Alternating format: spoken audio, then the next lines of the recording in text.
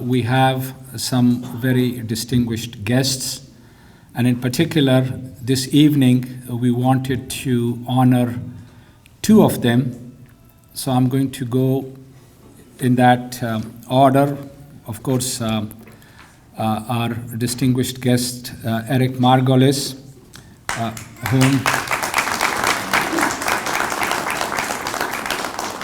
whom I've had the pleasure and honor of knowing for many, many decades. I don't exactly recall when was the first time I met him. I'm sure it must have been at one of the TV programs, panel discussions, and at TVO, from which both of us are now barred because they couldn't handle us. But Alhamdulillah, Eric has been a wonderful friend. He is an absolutely marvelous individual. He is courageous. He is completely fearless. When the Afghans were fighting against the Soviets, Eric actually went to Afghanistan, inside the country. I mean, he's visited many parts of the world, but he went inside Afghanistan, and he actually even participated in the battle against the Soviets. So he's that kind of a person. And we want to recognize his contribution to the struggle for justice and peace in the world. This is the theme of tonight's program as well. We wanted to discuss justice and peace in the life struggle of the Prophet ﷺ. And it's very appropriate that we recognize and honor Eric Margolis' contribution as well. I would next like to call up Eric Margolis, our distinguished guest who was introduced by Brother Zafar. I just want to say, personally, I think it's been over 10 years since I borrowed Eric's books from Imam Zafar, and I still see them on my bookshelf, War at the Top of the World, which was, I believe, maybe your first book, and then American Raj after that. But as a teenager, I used to really learn a lot from these books, and they're still now they sound like random pieces of information that are still so fixed in my memory. I learned about Tibet from your first book, and from your travels to Tibet and the occupation there by China, and a lot of things. So I would highly recommend reading the books, not just for all of the information that comes out of the personal experiences that Eric has had in these places, his deep insight and understanding of the context, his respect for the voices of the people on the ground, I think has really shaped my own perspective growing up, and I'm really grateful for that. So without further ado, we would like to welcome Eric and request him to come up and share his thoughts. Thank you.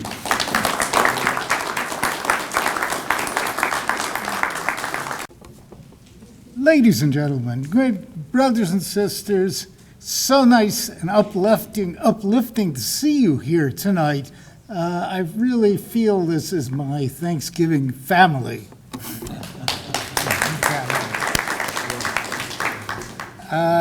Yes, Brother Zafar did mention. A little bit closer. Okay. Brother Zafar mentioned TV Ontario, and where, yes, we both used to appear and give our opinion on the topics covering the Middle East and Muslim world. But the most important personality at the TV station confided me. He said that a accounting firm has come along and they're giving us $2 million, provided that you get rid of me. And I said, okay. And I was gotten rid of too. My voice has been silenced. It's not the only place.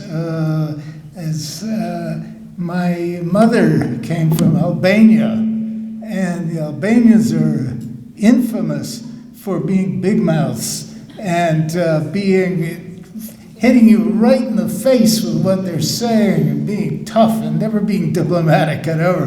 And that was me. But anyway, I've ended up now, my voice has been largely stilled by the media, by pressure groups, and by me who's getting older and fighting these battles for 50 and 60 years is heartbreaking. And I don't see the progress that I would pray to see across the entire Muslim world. I take it on myself to speak so openly because of my Albanian blood, but also because deep in my heart is the Middle East, its people, Muslim people in particular, mean a very great deal to me. I weep as I look at Palestine, today's big news story. It is a jailhouse riot, another one, where the inmates are rioting and burning and things, and meanwhile the Israelis are coming with their American-supplied F-16 fighter bombers and blowing the hell out of Palestine, or what's left of it, of the miserable Gaza Strip. My family have been supporters of the Palestinian causes for almost 80 years now, and it's a small support, but meaningful, heartfelt. I look at the Muslim world right now, and let me go back to during the war in Bosnia, that terrible, terrible criminal event. And I remember I was the keynote speaker at a Muslim conference here in Toronto. And I said, I asked the delegates, I said, how can you sit here when Muslim women are being raped and killed in Bosnia? So where's the Turkish army? What's the point of having an army if they never use it except against their own citizens? Well, it was horrible, and we watched these massacres in Bosnia, and the Muslim world just sat on its hands and did nothing. The only country that did something was Iran. Yes. Word never really got out about it, but the Iranians helped a lot, and good for them. I remember once one of my first articles was about India, country that fascinates me, and I won an award from the South Asian Journalists Association for my article. And I was a big hero with the Indian Americans. When I wrote another article about Kashmir and about India was abusing human rights so horribly, my reward was revoked. So I am a former awardee. It's pretty unusual. We look tonight here with the terror going on in Gaza. You know that it's going to be crushed. The Israelis are just trying to figure out what's the best time to send their tanks and the army in there. And the suffering, which you can all imagine, is absolutely titanic in Gaza.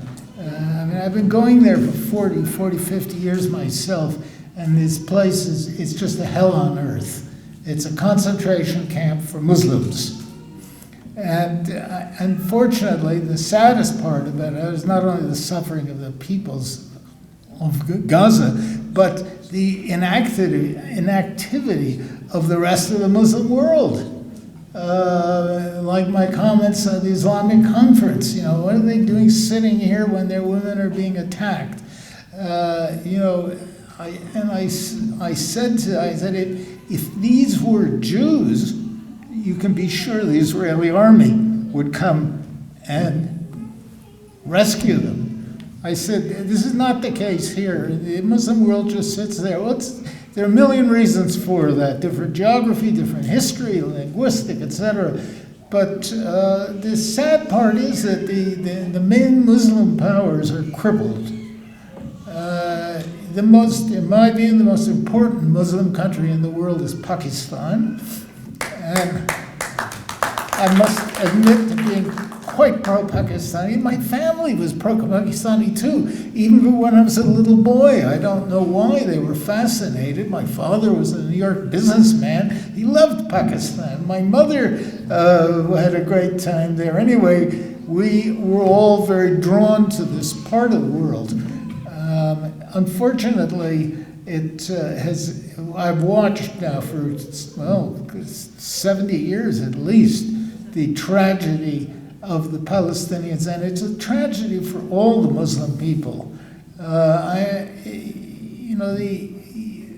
This terrible, terrible crime that's been going on and justified by the United States media. I was watching CNN tonight, and they sound like their scripts are written by the Israelis. They are, in fact, I know.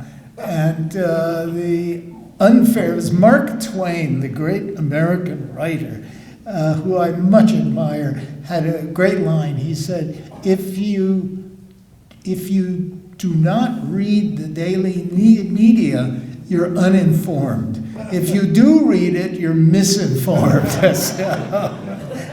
And it's true. So we have here, the times I've spoken to you, like 20 years ago or something like that, things have not improved. Things have gotten worse. The agony of the Muslim world has intensified. Terrible things are going. The Indians are getting ready to launch a big offensive in Kashmir, I believe. Yes. And we look at the horror. Look at poor Lebanon, which has fallen apart. Tunisia, which is run by a tin pot dictator who was put in by the Americans. The destruction of beautiful Syria, where I've gone, and it's heartbreaking to see this antique country torn to pieces. And of course Iraq, where I covered the war there, and so on. I was with the Israeli army when they invaded Syria. They're crimes compounded with crimes. But the point is that there is no movement in the other direction, improving things. There are very few Muslim countries that can say, look what a good job we're doing. Look how we're fighting corruption. Look how we're improving the lot of our people. It's, I don't know, as an American, I'm horrified every time I see these Saudis at the casinos in Kuwait and up and down the Gulf, and those people. We see the corruption of the dignity of the Muslim world, and it's heartbreaking. And the only people who can do anything about it are all of us.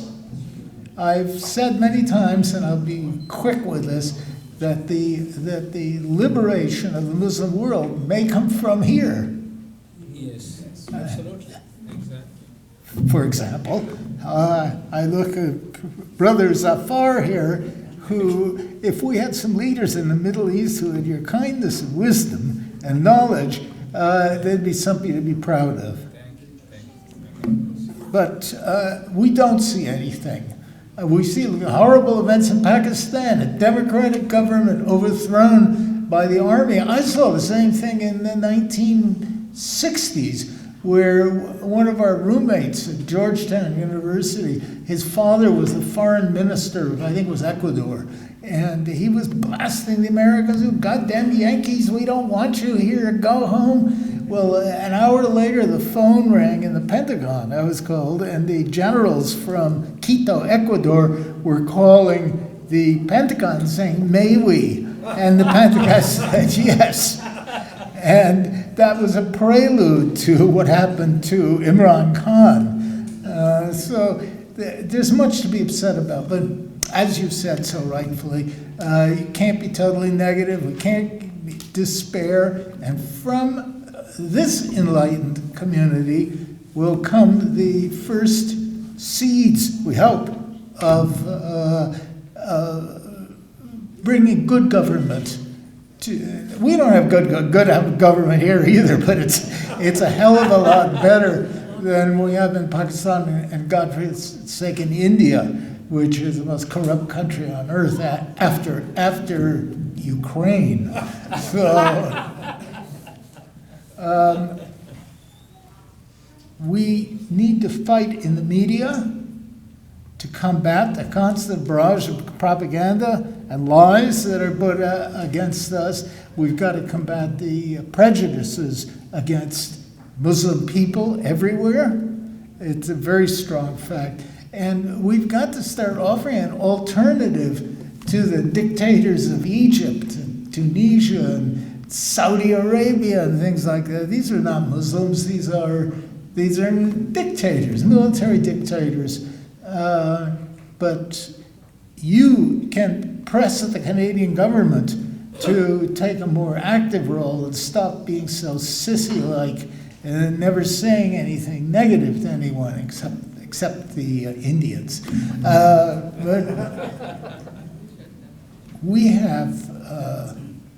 we're looking at a disastrous period coming up for the whole Muslim world. We've got ecological problems, we've got political problems, social problems, things like that. But if you don't change that, nobody else will. If Muslims don't stand up for themselves, no one else will. No one will respect them.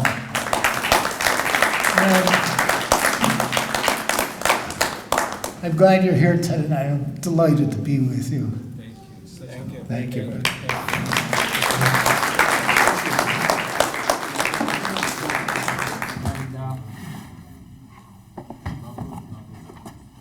Eric, that's for your outstanding work and contribution to justice and peace.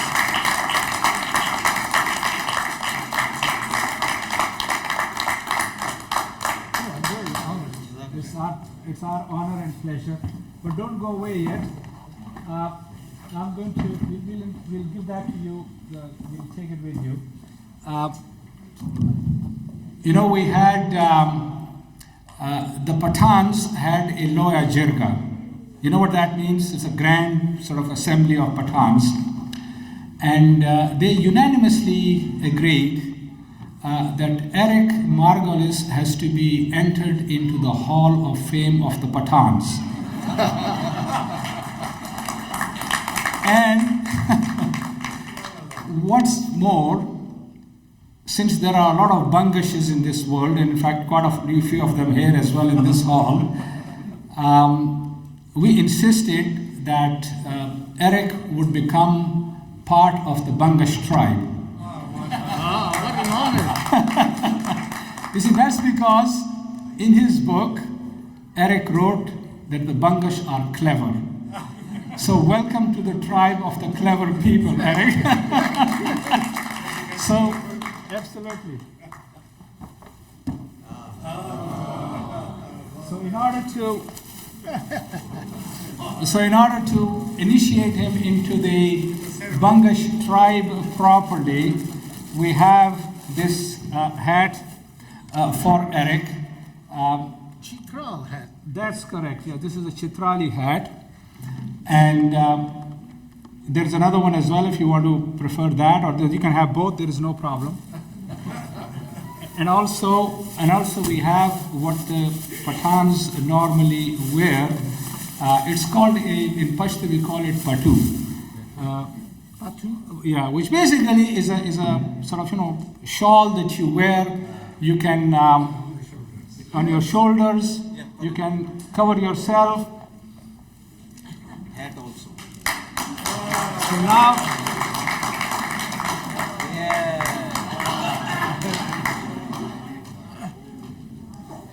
Does that look right? Absolutely, you look wonderful.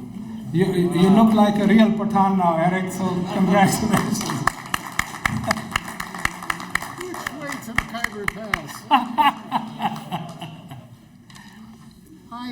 I really like the Pathans. They're wonderful people. Thank you very much, thank you. You are a Pathan, we know that. It's my Thank you. Okay, thank you. Please, thank you.